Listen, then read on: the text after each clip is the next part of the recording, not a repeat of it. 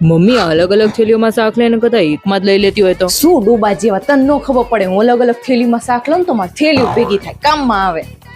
અર બાપા ચિંટુ આટલી બધી થેલીઓ નાખી દેવાય પ્લાસ્ટિકની. બાસ મારે અમારાને ધોવી નહીં પડે. જાવે કચરા વાળીની ગાડી આવી અને હે ને ફટાફટ બધો કચરો એક થેલીમાં પડલે જાય. બધો કચરો હમાઈ જ જાય. નો શું હમાઈ જ જાય. ગંધ મારે આમાં નાખી દેવાય આટલી બધી. હું શું કહું ચિંટુ તું અત્યારે નવરો બેઠો બેઠો હે ને ઓલા બ્લેન્કેટ માંથી ફ્રોઝન વટાણા મંગાવી દે. એમાં હે ને જીપલોક વાળી થેલી આવે.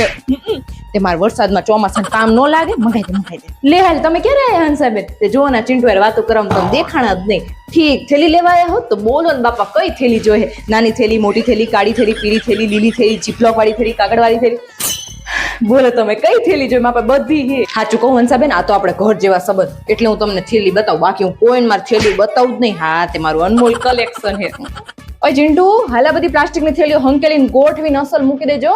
એ કઈ ફાટવી ન જોયો. હા ઓય ચિંટુ ને પપ્પા કાલ મેં તમને ઓલું ટિફિનમાં પ્લાસ્ટિકની થેલીઓ આપી હતી ઈ ક્યાં ગઈ હે? આ બધી થેલીઓ નાખીને નહીં આવવાની હો નકર કાલથી ટિફિન નહીં મળે.